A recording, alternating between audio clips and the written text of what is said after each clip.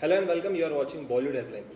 तो आज ऐसा हुआ कि मैं सुबह 10 बजे ऑफिस पहुंचा और जाकर देखा तो ऑफिस में ना कुछ अफवाहों पर बातें चल रही थी और मैं नर्वस हो गया। यार कोई इंटरव्यू तो मैंने गलत नहीं ली जो इतनी अफवाह पर बातें चल रही है।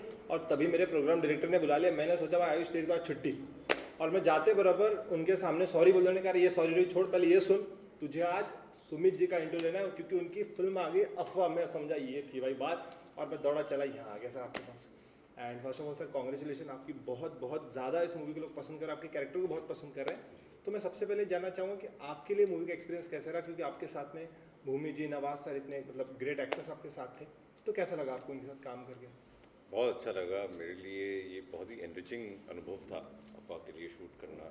मैं सुधीर मिश्रा जी का एक अरसे से फ़ैन रहा हूँ। मैंने उनकी करीब करीब सारी फिल्में देखी हुई। तो ये मेरे लिए सौभाग्य था कि मैं उनके साथ इस फिल्म में काम कर रहा हूँ। और हाँ, भूमि, नवाज, इनके साथ काम करके बहुत मज़ा आया। क्या बात है। और सर बात करो अगर आपके कैरेक्टर की, तो सर आपका कैरेक्टर कैसा है, क्या बताना चाहेंगे उसके बारे में आप? विकी नाम है मेरे कैरेक्टर का। और एक एस्पायरिंग पॉलिटिशियन है। वो उस किस्म के लोग होते हैं जो क्लाइंबर होते हैं, जो जल्दी सीढ़ी चढ़कर ऊपर पहुंचना चाहते हैं। बड़ा एम्बिशियस है वो आदमी। मेरे जब मैंने उसकी तैयारी करनी शुरू की, मेरे नज़र में वो कोई बुरा आदमी नहीं है। उसकी मोरालिटी जो है वो थोड़ी सी स्क्यूड है। क्या है कि अमूमन हम ज़िंदगी में ब्लैक और वाइट में ही सब कुछ देखना चाहता है, क्योंकि वो आसान होता है। ये इसने ये किया तो ये बुरा है और इसने ये किया तो ये अच्छा है। ऐसा नहीं होता है। कई सारे लोग होते हैं जो लाइफ में वैसे ही बड़े पढ़े लिखे होते हैं, समझदार होते हैं, उन्हें दुनिया की समझ होती है, पर कुछ डिसीजन वो गलत लेते हैं। और एक गलत डिसीजन जो है उसको ठीक करने में आप 10 और गलत डिसीजन लेते हैं। तो उसका शिकार है विकी इस फिल्म में। क्या बात है। सर ये बताइए, जैसे आपने बहुत सारी फिल्म्स की, उसमें मतलब कोई बात नहीं, बट ये बताइए जैसे अगर आप नवाज सर के साथ जब काम करते हो तो क्या आप चेंजेस देखते हैं अपने एक्टिंग में, अपने शूटिंग्स के दौरान में? मैंने असल में मेरे उनके साथ बहुत ज़्यादा सीन है नहीं, एक आधी इंटरेक्शन है छोटा सा। बट उसके अलावा हमने शूटिंग के दौरान कई बार हम मिले, बैठे, बातें की। मुझे वो बहुत पसंद है, जैसे कि आई थिंक दुनिया में सबको ही वो बहुत पसंद है। और इनफैक्ट मैं मिलने से पहले थोड़ा मुझे वो था कि डर था कि यार मैं उनसे मिलूँ ना मिलूँ, क्योंकि जिनको हम बहुत ज़्यादा कलाकारों को पसंद करते हैं उनसे ऐसा होता है कि कभी वो कुछ ऐसा ना कह दें कि आपका दिल टूट जाए।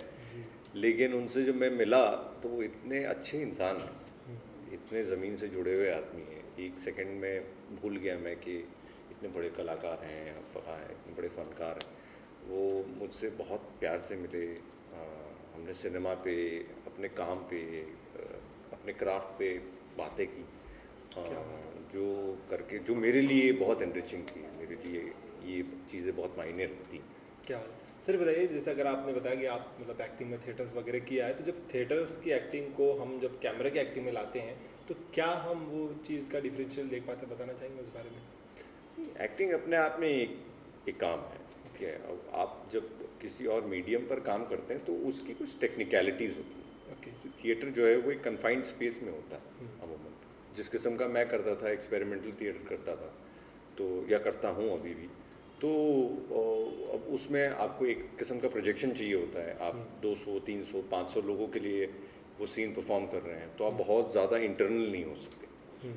तो वो ज़रूर आप चेंजेस करते हैं, बट एज अ होल आप अलग एक्टिंग नहीं करते दोनों में। जो आपके पात्र की सच्चाई है वो वही रहेगी, जो आपका मेथड है वो वही रहेगा। उसकी कुछ टेक्निकलिटीज़ होती है जो बदल जाती है। क्या बात है। सर आपके इतनी बड़ी जर्नी है सर इस इंडस्ट्री के अंदर, आपने कई सारे कैरेक्टर हैं, लेकिन ऐसा कोई कैरेक्टर है जो आपके साथ आज भी आपके अंदर वो जिंदा है कि हाँ ये कैरेक्टर अगर मुझे लाइफ में अगर फिर से कभी करने का मौका मिले तो मैं ज़रूर करूँगा, ऐसा कोई कैरेक्टर है आपका? नहीं, आई मीन उस लिहाज से सभी कैरेक्टर जो आप करते हैं उसका एक पार्ट जो है आपके अंदर रहता है। आप जब कोई किरदार करते हैं ईमानदारी से, तो आप अपना कुछ उसको देते हैं और उससे कुछ ले लेते हैं। तो उस लिहाज से उन सभी कैरेक्टर्स जो मैंने किए उनका कुछ कुछ मेरे अंदर रह गया है और मेरा कुछ कुछ उनके पास रह गया है। क्या बात है। तो सर जो जैसे आप सुमित जी और विकी, ये दोनों के अंदर में से कौन सी चीज़ें जो आपने देखा कि बहुत चीज़ें सिमिलर, और ऐसी कौन सी चीज़ें जो बहुत अलग है आप में? और सिर्फ शक्ल मिलती है दोनों की, बाकी सब कुछ अलग है। क्या बात है। थैंकफुली अलग है, क्योंकि एक्टर होने का यही सबसे बड़ा रस है कि आप किसी और की तरह कुछ और बन जाएं, और किसी प्रोफेशन में ये नहीं होती ये सुविधा।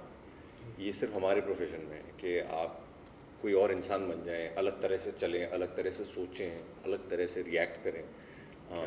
तो उस लिहाज से हम में काफ़ी फ़र्क है, और इसलिए वो करना उतना मज़ेदार था। क्या बात है सर। अभी बात थिएटर एक्टिंग सब चीज़ की होगी, लेकिन बात ये भी है कि सर आप एक बहुत अच्छे राइटर भी हैं। हाँ जी। तो आप राइटिंग के बारे में क्या बताना चाहेंगे? प्रोजेक्ट्स एंड ऑल कुछ अभी आप नया लेकर आ रहे हैं? अभी ट्रिपलिंग का एक नया सीज़न आ रहा है, तो उसकी लिखाई अब शुरू करेंगे। अभी एक सीरीज़ की हम शूटिंग कर रहे हैं, ब्लाइंडेड नाम से एक सीरीज़ है। क्या बात है। जो कैन घोष डायरेक्ट कर रहे हैं, तो उसकी शूटिंग ख़त्म हो जाएगी तो फिर ये लिखाई का काम शुरू करेंगे। क्या बात। सर बताइए, जैसे आप एज एन एक्टर भी वर्क करते हो, फिर आप लिखते भी हैं, तो क्या एक्टिंग से और राइटिंग में कभी कुछ ऐसा प्रभाव पड़ता है या कुछ हेल्प होती है? नहीं, क्योंकि आप उसमें पर्सपेक्टिव लिख मिलता है दिया। आपको। अगर आप लिखते हैं या अगर आपने कोई प्रोजेक्ट पूरा लिखा है, मैंने जो भी जितने बार भी लिखे हैं, तो आपको पहले तो ये समझ आता है कि एज एन एक्टर आपकी भूमिका बहुत छोटी है। छोटी। उससे जब आप सिर्फ एक्टिंग कर रहे होते हैं तो आपको बड़ा प्यार से रखते हैं सेट पे लोग, बहुत पैम्पर करते हैं एक्टरों को ना। सबसे ज़्यादा क्रेडिट भी उनको मिलता है, सबसे ज़्यादा लाइमलाइट भी उनको मिलती है, तो उन्हें भी ये लगने लगता है कि शायद वही सबसे महत्वपूर्ण कड़ी है इस कहानी की। पर जब आप लिखना शुरू करते हैं तो आपको एहसास होता है कि नहीं, वो एक बहुत छोटी कड़ी है, और वो सिर्फ वो काम ईमानदारी से कर दें तो वो फिल्म अच्छी हो जाएगी। तो ये पर्सपेक्टिव आपको ज़रूर मिलता है। जरूर। सर बीइंग एन एक्टर, आपको क्या लगता है कि बॉलीवुड के अंदर क्या चेंजेस अभी आने चाहिए? ऐसा लगता है आपको कि मेरे तरफ से कुछ अगर हो, अगर आपकी कोई थॉट प्रोसेस है कि बॉलीवुड के अंदर ये चेंजेस आने चाहिए इन एक्टिंग और इन कंटेंट? एक्टिंग, हाँ, मतलब क्या है कि कहानियाँ जिस किस्म की हम कंज्यूम करते हैं ना, वो हर 4-5 साल में इवॉल्व होती हैं। आज से 20 साल पहले जिस किस्म की फिल्में और नाटक हम देखते थे, पसंद करते थे, आज हमको शायद वो उतने पसंद ना आए, डेटेड लगे।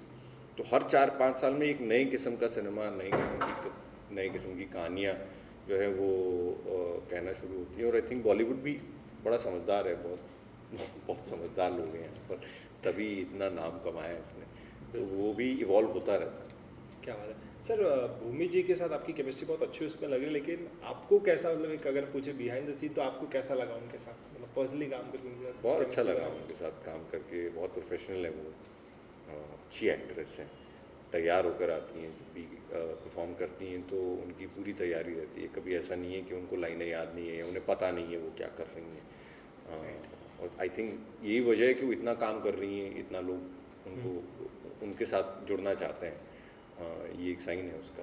क्या बात है। जैसे सर अगर हम बात की थी हमने इसके पहले थिएटर की, तो एक अच्छे एक्टर के लिए कॉन्सेंट्रेशन, इमेजिनेशन, ऑब्जर्वेशन, 3 चीज़ बहुत ज़्यादा इंपॉर्टेंट होती है। लेकिन जब हम सेट पर होते हैं तो सर हमारे पीछे एज एन एक्टर जब हम करते हैं तो हम मेकअप होके स्टेज पर आ जाते हैं, परफॉर्म करते हैं। अब जो गलत हो गया वो ऑडियंस तो अब है ही, जो संभाल लेगी। बट कैमरे में कट का ऑप्शन होता है कि कट कर दे तो हम उसे फिर से कर सकते हैं। लेकिन सर आपके साथ ऐसा कभी हुआ है कि मतलब ऐसा कोई शॉट हो जो आप ऐसा 1 टेक में कर दिया और वो आपको लगा कि यार हाँ ये 1 टेक इज बेस्ट? मतलब मैं तो, चूँकि मैं पुराना हूँ तो मेरी आदत वही है कि मैं पहले टेक को भी पूरी ईमानदारी से एक ही टेक में करना चाहता हूँ। राइट।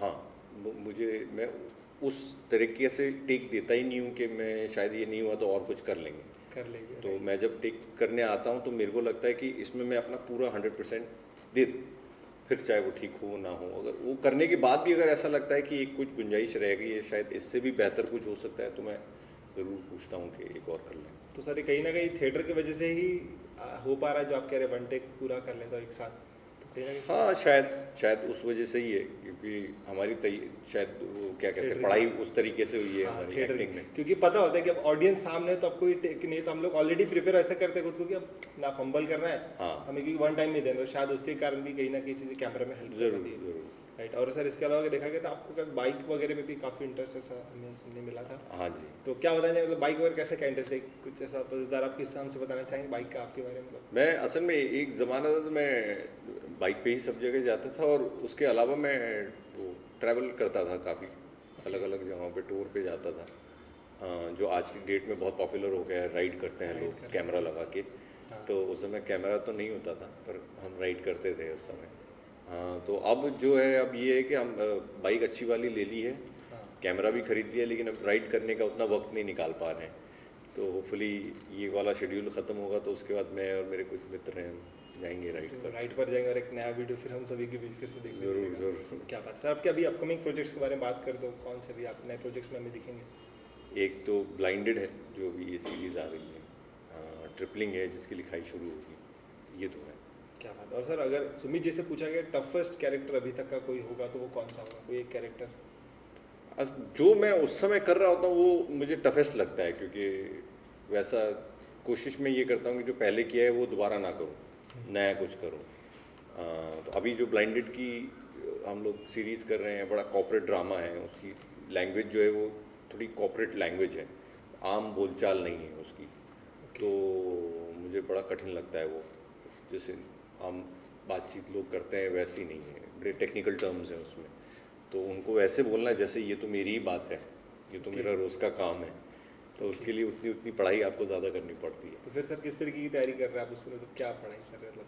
नहीं तो जनरली बैंकिंग से रिलेटेड या मार्केट से रिलेटेड जो चीज़ें होती है वो मैं ऑब्ज़र्व करता हूँ, पढ़ता हूँ उसके बारे में, मार्केट फॉलो भी करता हूँ, क्या कैसे चीज़ें मूव होती है मार्केट में, कितने लोग अफेक्ट हो जाते हैं उससे।